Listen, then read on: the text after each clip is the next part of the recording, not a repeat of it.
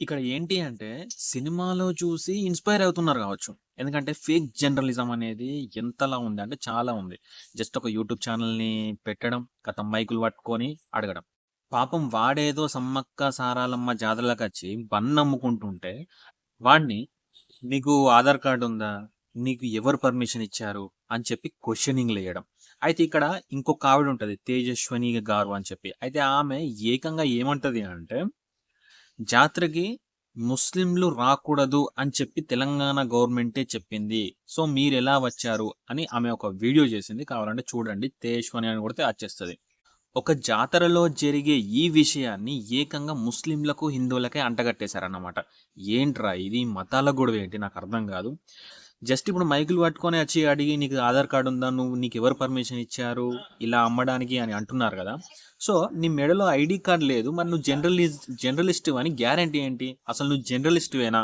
పాపం ఆ జాతరలో ఆ బన్ అమ్మేవాడి పరిస్థితి ఎలా అయింది అంటే, సోషల్ మీడియాలో వాడేదో పెద్ద తప్పు చేసినట్టు క్రియేట్ చేసి వాని పరిస్థితిని ఎంత ఇష్యూ చేశారంటే, ఇప్పుడు వాడు రేపన్న రోజు ఈ విషయం తలుచుకొని సూసైడ్ చేసుకుంటే వాని కుటుంబానికి ఎవరు సమాధానం చెప్తారు? వాని కుటుంబానికి ఎవరు బాధ్యత వహిస్తారు?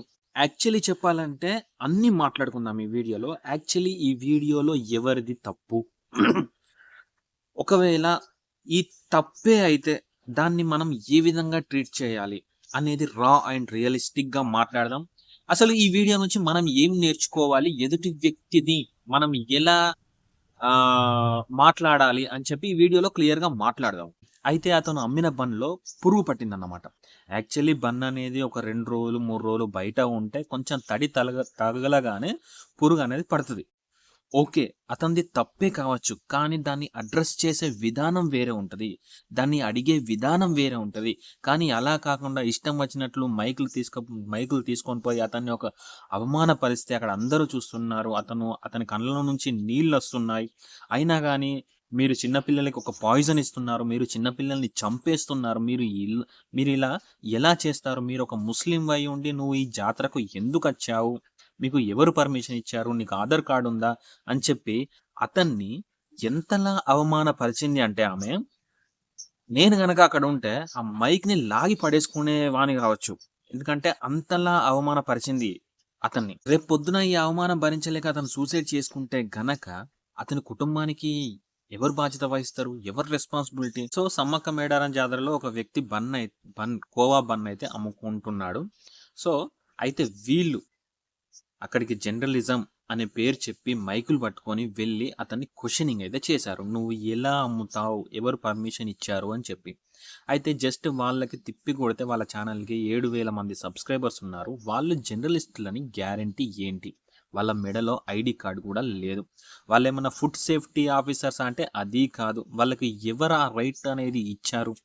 అయితే ఒకవేళ వాళ్ళు నిజంగా జర్నలిస్టులయితే వాళ్ళు అతన్ని అడిగే విధానం వేరేలా ఉండాలి.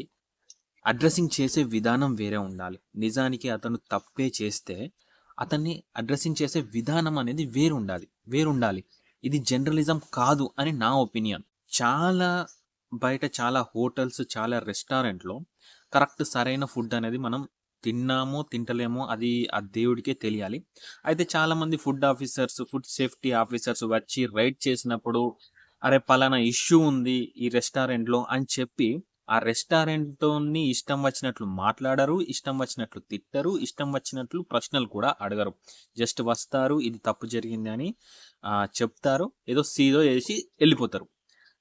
అలాంటి ఒక పద్ధతుండాలి. అంతేగాని వీళ్ళు ఇష్టం వచ్చినట్లు మాట్లాడడానికి రైట్ అనేది ఎవరిచ్చారు వీళ్ళకి? నిజంగానే అక్కడ తప్పు జరిగితే, ఆ కోవా బన్ అమ్మేవాడి దగ్గర తప్పైతే జరిగితే వీళ్ళు అడిగే విధానం వేరుండాలి. ట్రీట్ చేసే విధానం వేరుండాలి అని నేను చెప్తున్నా. ఇక్కడ ఫుడ్ విషయంలో ఎవరైనా జాగ్రత్త పడాల్సిందే. అది తప్పదు. కానీ చాలామంది అంతకంటే పెద్ద పెద్ద తప్పులు చేస్తున్నారు. కానీ ఇలా ట్రీట్ చేయడం లేదు కదా! ఒక జర్నలిస్ట్‌గా అలా మాట్లాడడం, అలా పద్ధతి లేకుండా బిహేవ్ చేయడం అనేది చాలా చాలా తప్పు. ఇది జస్ట్ నా ఒపీనియన్. మీ ఒపీనియన్ ఏదుంటదో అది కింద కామెంట్ చేయండి. అలాగే ఈ వీడియో గనక నచ్చితే please do subscribe and share.